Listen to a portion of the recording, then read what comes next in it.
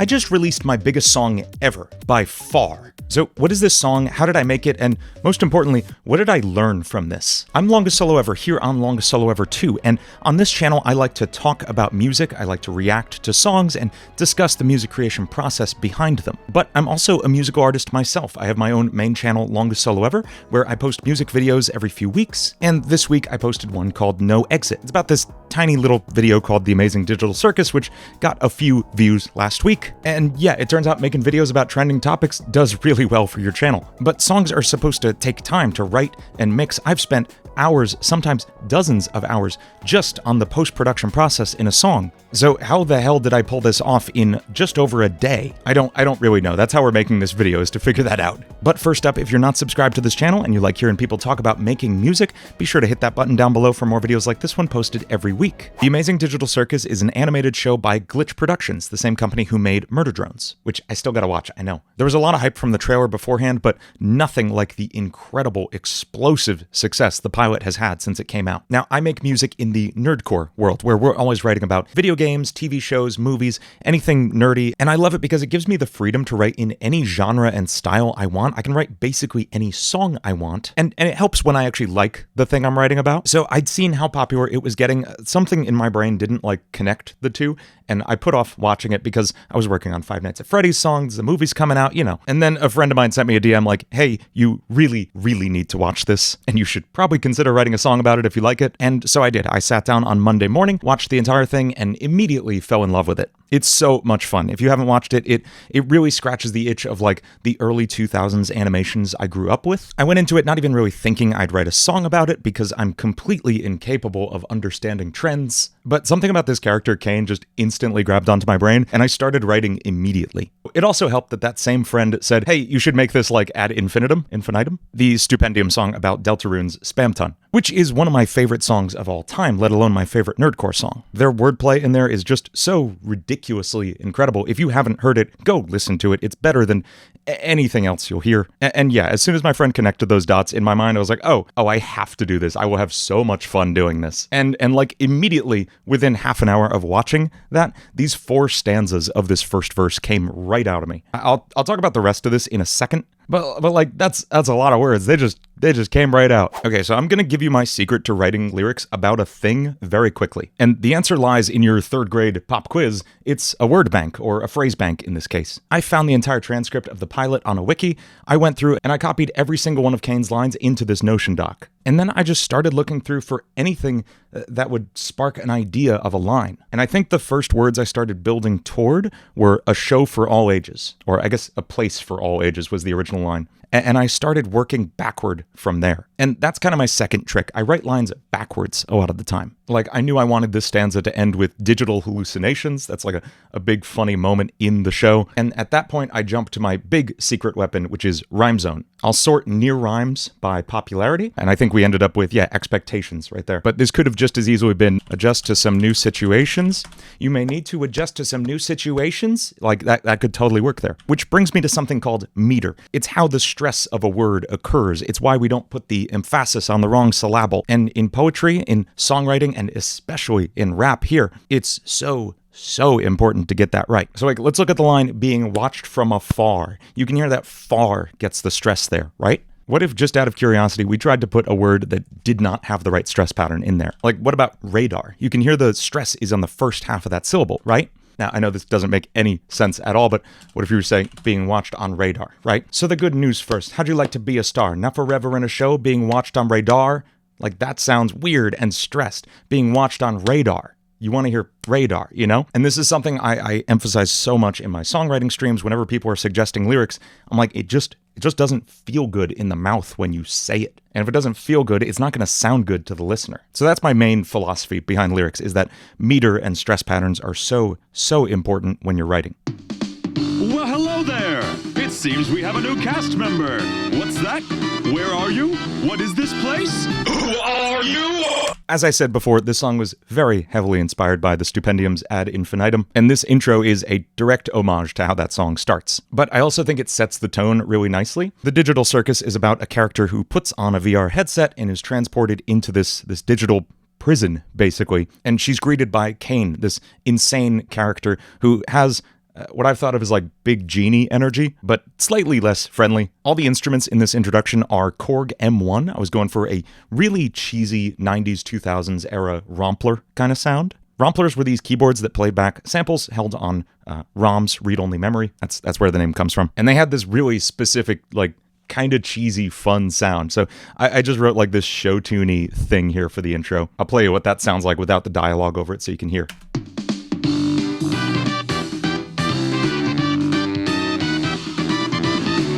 It's just fun, like, big band nonsense. I do have that going through Futzbox, emulating the sound of a classic television. If I turn that off, you'll hear what it originally sounded like. It's fun. It's a fun effect. Under the, who are you? That thing, there's 3 just, like, distinct sounds there. One is a woman screaming. That's from the same library as the intruder scream. Fun fact, here's a dude screaming in the other ear. And then just like sirens and alarms going off in the background. And all of that is going through a distortion plugin, Saturator, and then a really fun plugin I just picked up a couple weeks ago called Lossy. This got a lot of buzz from a video that revealed it was used on a Phoebe Bridgers track that I really liked. And it degrades audio the way like a really crappy MP3 does, and that's so much fun to me. Like, I can put it on this intro here, and you'll hear what it does. Here's without and with. I just love like weird, grungy sounds like that. So that was a nice addition to my arsenal there. I can legally answer some of those questions. It's your lucky day, Like friend. like You that. get to be a part of the most mind-blowing, jaw-dropping... What are you trying to... The headset? Oh, so here's the thing.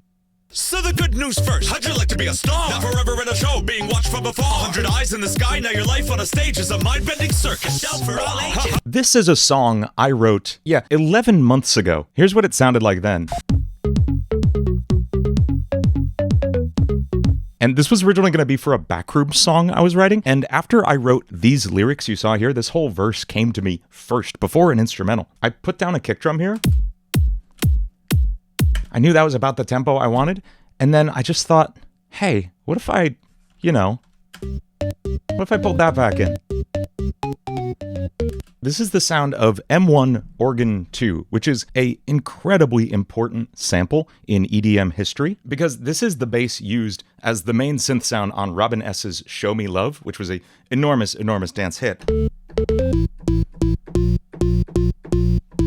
Like, it's just such an iconic sound. It's also Kylie Minogue's Can't Get You Out of My Head. You know, and that provided the main synth sound on this track. I do have it layered with one of my standard, like, big crunchy serum basses. That sounds like this. It's just a saw wave. It's literally just a saw wave. And then under that, there's a sub bass backing things up as well. You may not even hear this if you don't have a sub on. Yeah, I barely hear it. But if you're on a system with a sub, this is like punching your face off, so that's fun. And from there, it's just a super simple drum beat. It's literally just... I have a fun clap on beat 4. That's about it. Being watched from afar, 100 eyes in the sky, now your life on a stage is a mind-bending circus. Shout for all ages. Buckle up, let me give you a tour. Take a ride with a pearly white entrepreneur. You may need to calm down and adjust expectations. Experiencing digital hallucinations. My mom. I did a lot of voices for this, right? And I had to keep rewatching the show. Like, I literally had Digital Circus pulled up on my phone on YouTube. In the vocal booth, between takes, I would just rewatch it again and try to capture his voice again, because I would keep losing it between takes. The main voice is like this announcer kind of voice, right? It's got a deeper larynx position. I'm going for a fuller voice sound here. It's not this kind of higher tone. And those are both in the same pitch. I can talk at this pitch, and I can move my larynx up and get this kind of higher voice. Think SpongeBob. Or I can move my voice down, and now we're at Patrick. Like, that's the spectrum from SpongeBob to Patrick, all on the same note. So by moving that around and then playing with pitch, you can get these different sounds. So the main Kane voice is that kind of deeper larynx position, but big pitch movement. My! You know, that's what's going on there. Big open mouth. I don't actually think it sounds a ton like Kane, but it sounds like how I would voice Kane, and I think that's as close as I can get with zero preparation. Then there's this second voice I would do now and then. Entrepreneur. You may need to calm down and adjust expectations. That's that higher larynx position. It's up here. You may need to calm down. This is kind of in Bill Cipher territory, right? Where you just move your larynx up a little bit and you talk in a mid to high register and you just yell things. Reality is an illusion. The universe is a hologram. Bye, gold, bye. I can't be that loud right now. My wife is working upstairs. But yeah, this wasn't intended to be even really a different character. I guess it's kind of Bubble from the Amazing Digital Circus. It doesn't really sound like Bubble's voice, but I don't know. I just needed a contrast more than anything else. And to be honest, another huge inspiration on this was Robin Williams' performance as Genie. Like, Aladdin was one of my favorite movies growing up. All of Genie's songs, all of Genie's scenes were just so incredible. All the characters Robin could do. I think that instilled like a really early interest in voice acting for me now that I think about it. So doing these crazy different voices here was not me trying to actually represent any different characters, more just trying to channel that like chaotic Genie energy here. Especially because, like I said, Kane kind of like embodied that a little bit for me too. Oh yeah, and then there's this voice, which he only does a couple times in the show, but it was one I could get much closer to than his regular voice, so I felt like I should definitely do it, and it's fun. It's kind of up here in the back of your throat, like at the roof of your mouth. Try to raise the roof of your mouth a little bit. It's like halfway between Fozzie Bear and Kermit. Digital hallucinations! That's where that's at. That's why I only did it like twice in there, because it's not that good.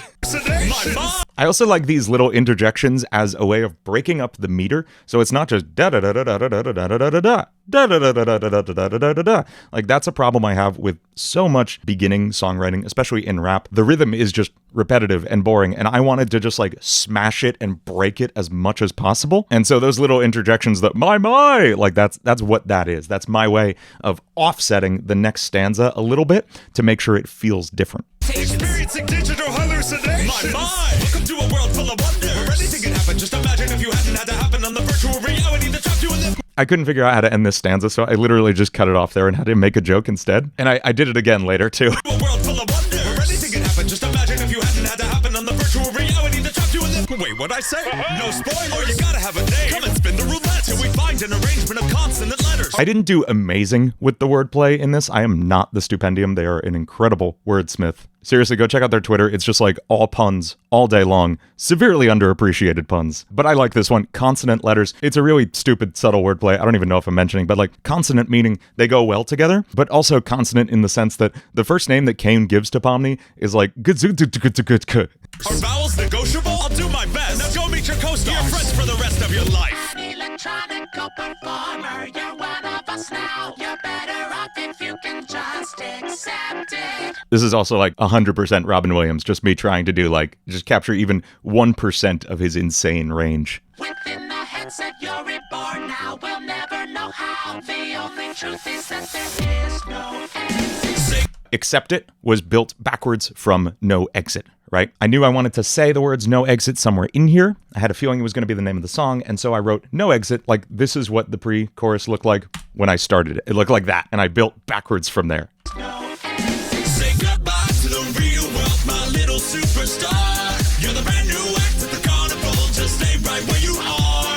There's no hope of extraction. Now you're the main attraction. Get the show underway, singing day after day after day.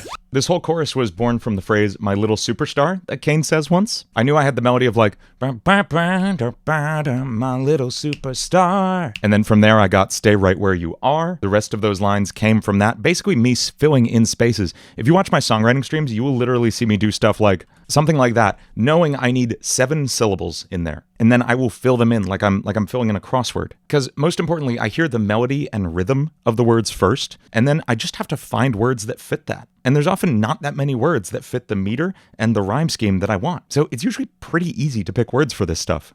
The name's Kane, and I'm able to tell.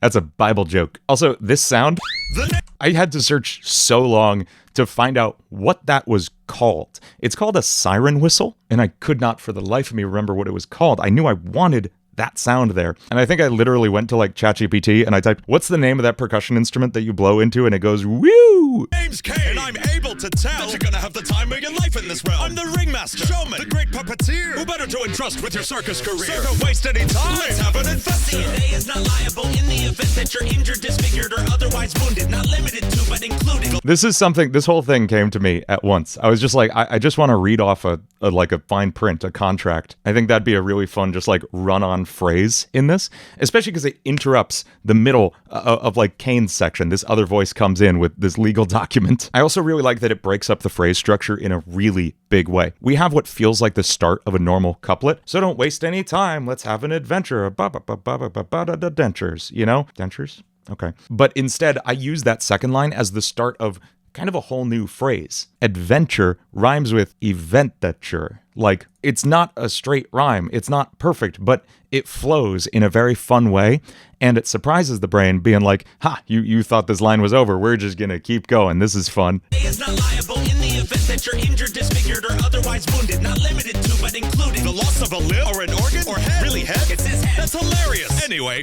This is one where I really just wanted to like completely throw a wrench in things for a second. I thought that'd be a really funny aside. And it was also that I'd kind of written myself into a corner. I didn't know where to go with that, so I decided to just ramp up the absurdity as much as possible and then have Kane just kind of like stop and be like, okay, anyway. Now your sanity is hanging on a trivial experience. Activity designed to keep your frontal mind intact. The monotony is liminally minimal. Additionally, try to keep it literal. Don't get too abstract. Got it? Good. Say goodbye to that is a measure of 5/4. 1, 2, 3, 4. 1, 2, 3, 4. 1, 2, 3, 4, 5. say goodbye to the real. It just felt right. It doesn't actually matter rhythmically. I just wanted a 2-beat pause between everything he said. Got it? Good. Say goodbye. Like, sometimes you gotta break anything resembling rules to get to what you want to do, and it just works. It's fine. Say goodbye to the real world, my little superstar. You're the brand new act at the carnival. Just stay right where you are. I added some backing vocals in this chorus. Those sound like this. Say goodbye to the real world. Ba-ba-da-dum-da-ba-da. You're the brand new act at the carnival. Just stay right here. There's no hope, no leaving. You're the main, so quit believing. Show singing day after day after day. You can really hear the auto-tune on that high vocal. It's not great, but again, recorded and edited all these vocals in about 3 hours, I think. And there's a lot of vocal tracks. These are all vocals. No hope of extraction. Now you're the main attraction. The show underway, singing day after day after day. You're looking for a way out of here. You're talking to the great engineer. There's nothing there in the void, so avoid it, my dear. This is kind of the first place where interesting musical stuff starts happening. That's not what I mean. Where like chord progressions start factoring in, you know? The song's in the key of C minor, right? Everything I write is. And for the most part, the song hangs around that same chord. Like that whole riff is just like is just grooving around a C the whole time. And the chorus is also like mostly C. Say goodbye to the real world, my little superstar. Like we do A flat, G, but it's really just hanging around C. We get to the bridge and we start actually moving around these chords a little bit. We move to an A flat chord. You're looking for a way out of here. C minor. You're talking to the great engineer. B flat. There's nothing there in the... And then we do a walk up from F. F minor. E flat over G. A flat. And then we do this bass fill that's like that kind of thing. That's a joke on purpose because... like, yeah, in continuity, like, you're not supposed to go in the exit door, sure. But also, this is my song, Intruder. This is the bridge. And I have a running joke that I can only ever write the bridge from that song. So putting that in here was my little, like, acknowledgement of that fact is, yeah, this is also basically just the bridge from Intruder. I know. Surrender, give up, get the show underway. Get that smile on display and obey. So then present here forever. Go back to our pre-chorus. You're better off if you can just forget it. On an achievable endeavor to leave it behind. When will you understand that there's no exit? Is it starting to sink in? My little possession. You need to let go of this pointless obsession with exits. You know what comes next. It's what happened to your predecessor. It's dark in the cellar. There was some weird metric stuff in there, like, it's what happened to your predecessor. It was a very kind of forced line. But it's at the end of this absolute chaotic stanza. I didn't mind getting a little weird there. Well, step into your new arrangement. Your estrangement from the way you thought your life was going, so be patient. No complaints. You're the entertainment. Smile on your face, or you'll end up in the basement. That was a blast to write. I think that's my favorite moment in the song. I just wanted to break as much of the phrase structure as possible. I had so much fun with like varying these up. Step into your new arrangement, your estrangement. From the way you thought your life was going, so be patient. No complaints. You're the entertainment. Smile on that face. Like, it's a chaotic mess of different phrase lengths that all happen to add up and fit in the same box as every other verse. And you can pull this off at the end of a song where you're getting just like absolutely crazy and everything's falling apart. And then I contrast that very chaotic, kind of all over the place, unstructured thing with an incredibly structured fast drop that's just non-stop 16th notes.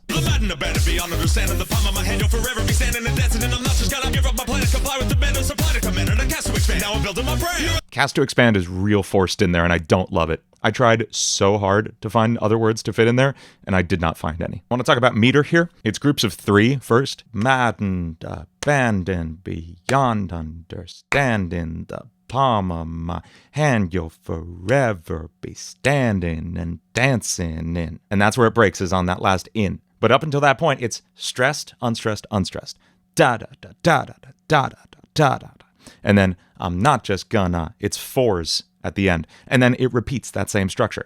Give up my plan and comply with demand, there's supply to come in and a cast to expand. Give up my plan and comply with demand, there's supply to command and a cast to expand. All 3s. So this is a really easy way to vary up your flow a lot. It's by thinking in just these different groupings of stress patterns. You're a celebrity, a megastar. Do you know how many dream of being right where you are? So take your adventure, and when it's complete, have a digital feast. You can never eat. We have a fake out chorus here. You could try to run through 1,000 doors. Wait, I didn't finish this part. I literally couldn't think of a last line for that, and I thought this was so much funnier. Because, you know, he's very upset that Pomni got into the exit door, and he's claiming he didn't finish building that part, and that's why he doesn't want her there. So that was fun. Also, this whole piano part is very Bring Her to Me, especially the electro swing remix of Bring Her to Me I did. Like, just listen to how this piano like run goes up. I didn't finish this part. Say goodbye. Here's going into the piano solo in that song.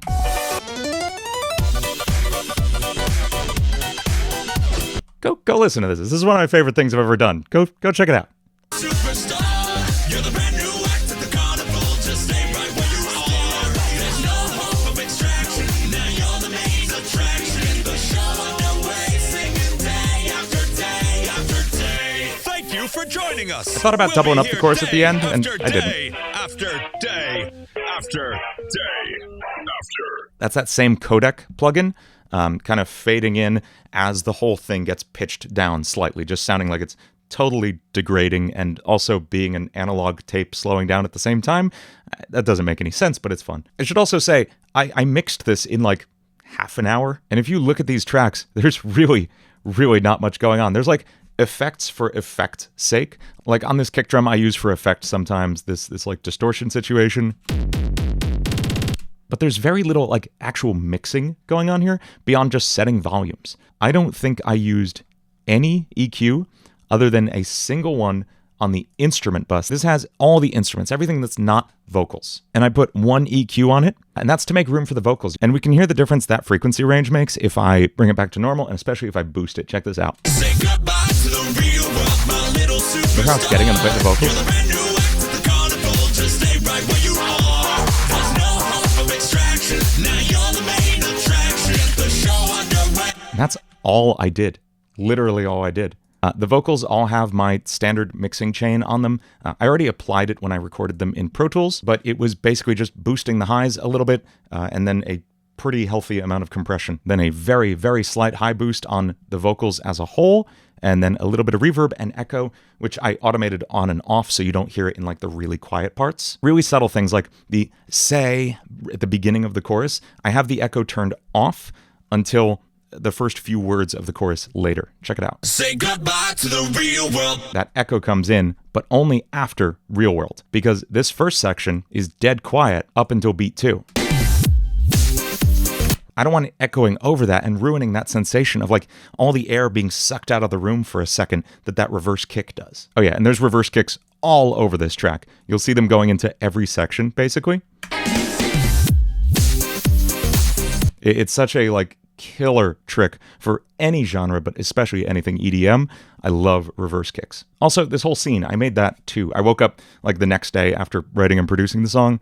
I woke up at like 4 a.m. and just worked on this lyric video all day. So here's the actual space the visualizer takes place in. But there's some cubes I built for the album cover. But if we step into where the camera is, I keyframed the movement of this texture position. So we get this very hypnotic sensation. And I only rendered about 5 seconds of it doing that. And then I just looped those in After Effects. But like, I love Blender. I made this in 5 seconds. It looks amazing. It's rendering in real time. Like this is not taking forever to render. This is playing back in real time. It's crazy. And it's free and open source. Go learn Blender. It'll help you in life somehow. And here's what that looks like in After Effects. I have all the separate layers in here, including our background layer. I have the visualizing like bars in the background. And then I have just our text itself. And boy, the text, it takes time to do. I'll tell you that. Each one of these layers is a different piece of text that then inside of it, I manually had to keyframe the movement of every single word on screen. The names Kane